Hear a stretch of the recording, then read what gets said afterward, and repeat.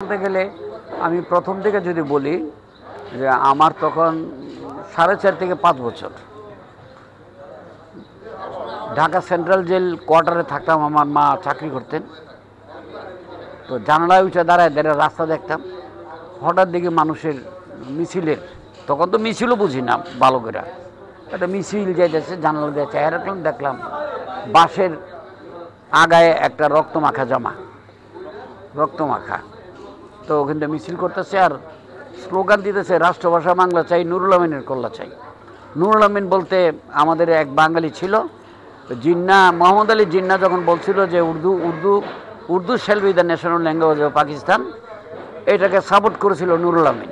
যে জন্য করেছিল রাষ্ট্রভাষা বাংলা, তখন ওই যে উর্দু ন্যাশনাল ভাষা হিসেবে ডিক্লেয়ার দিল, তখন নুরুল আমিন সাপোর্ট করেছিল। তখন জিন্নার থেকে বেশি রাগ হয়েছিল আমাদের বাঙালিরা নুরুল আমিনের উপর, কারণ বাঙালি হয়ে আসে নুরুল আমিনের কল্লা চাই। তখন তো বুঝি নাই, আস্তে আস্তে বয়স হয়েছে, একটু বয়স হয়েছে পরে আমি জিজ্ঞাসিলাম যে আচ্ছা আম্মাকে, এই যে বাঁশের আগে একটা রক্ত মাখা জামা, তখন 5-6 বছর, 6-7 বছর, এইটা কি? তখন কইছে যে এটা হলো ভাষা আন্দোলনের, আর একটু বড় হইলে বুঝবি।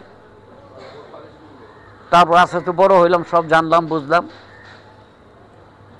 আমি কুমিল্লা হাই স্কুল থেকে 1965-এ মেট্রিক পাস করলাম। তখন ওখান থেকে আবার ঢাকায় আসলাম। আমার মাদার বদলি হয়ে ঢাকা সেন্ট্রাল জেলে আসছে, ম্যাট্রন ছিলেন। এই তখন আমার এক বন্ধু ছিল তোবারক নাম, আমরা তখন থেকেই কিন্তু ওই কবিতা লিখতাম, এইটা লিখতাম, পত্রিকা অফিসে যাইতাম, আমারটা ছাপান এরকম করতাম আমরা। তো আমরা আর একটু বড় যখন হয়েছি তখন একটা স্মরণিকা বের করলাম 21শে ফেব্রুয়ারির ভাষা আন্দোলনের। স্মরণিকার নাম ছিল দূরবীন।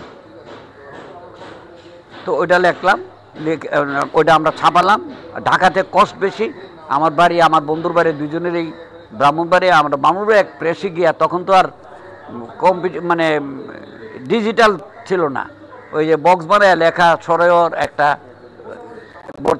আমার সরেও, তারপরে মোটা বাড়ি করতো লোহার স্টিলের, ওইটা বসায় আমার এইভাবে একটা বক্স বানাইতো, এক পাতার মতো বক্স বানায়,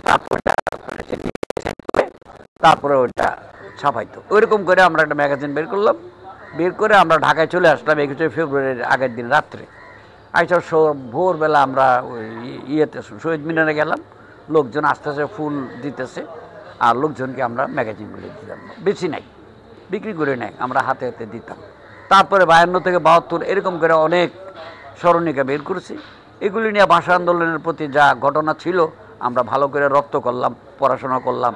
ভাষা আন্দোলনের সালাম, জব্বর, বরকাত, ওদের গুলি খেয়ে মরছে, ওদের 3 জনেরই একজনের রক্তমাখা জামা ছিল, যেটা আমি পরে ধারণা করছি। ওইটার কনফার্ম হয় নাই রক্তমাখা জামাটা কাটে, ধারণা করলাম ওরাই তো গুলি খেয়ে মরলো, ওদেরই একটা হবে। তো এরপরের থেকে ভাষার প্রতি তো একটা আলাদা একটা আমার হৃদয়ে জাগছে। এবং এই যে মোহাম্মদ আলী জিন্না, এখানে তো আর কোনো গালাগালি করার জায়গা নাই, তো গালি দিতাম। ওকে বলে কায়েদ আজম মোহাম্মদ আলী জিন্না, কায়েদ আজম। অনেকে বলে কেন বলবো, কায়েদ মানে জাতি, আজম মানে প্রধান, জাতির প্রধান মোহাম্মদ আলী জিন্না, সে তো আমাদের জাতির প্রধান ছিল না। তো কায়েদ আজম মোহাম্মদ আলী জিন্না বাঙালিরা বলবে কেন? তো ওই Urdu shall be the national language of Pakistan বলছে। আমি একটা কথা বলি, সমগ্র পাকিস্তানের পূর্ব পাকিস্তান, পশ্চিম পাকিস্তান, ওখানে একটা প্রদেশ, ওখানে 4টা। তো ওইখানে আমাদের দেশের ভাষা আন্দোলনে ভাষা 2 পাকিস্তানের ভাষা হওয়া উচিত ছিল বাংলা। এই জন্য বলছি যে একটা প্রদেশ আছে সিন্ধ, যেটা রাজধানী করাচি, সিন্ধের ভাষা সিন্ধি, ওখানে কোনো হরফ নাই, অ্যালফাবেট নাই, হরফ নাই। তারপরে আছে পাঞ্জাবি ভাষা, কিন্তু পাঞ্জাবি ভাষার কোনো হরফ নাই। তারপর আছে বেলুচিস্তান, ওখানে ভাষা আছে কিন্তু অক্ষর নাই। তারপর উত্তর পশ্চিম সীমান্ত প্রদেশ, মানে পশতু, আফগানিস্তানের এই পার, ওইখানে ওরা পশতু ভাষার কথা বলে, কিন্তু ওদেরও কোনো অ্যালফাবেট ছিল না, ছিল শুধু পূর্ব পাকিস্তানের বাংলা। তাহলে একটি মাত্র 2 পাকিস্তানের ভাষার লিখিত হতো, সেটা হলো গিয়া বাংলা। তো বাংলায় ভাষা মানে পাকিস্তানের ভাষা হওয়ার কথা ছিল। ওই তখন থেকে আমাদের স্বাধীনতার বীজটা, ওই ভাষা আন্দোলন থেকেই কিন্তু আমাদের স্বাধীনতার বীজটা রোপণ হয়।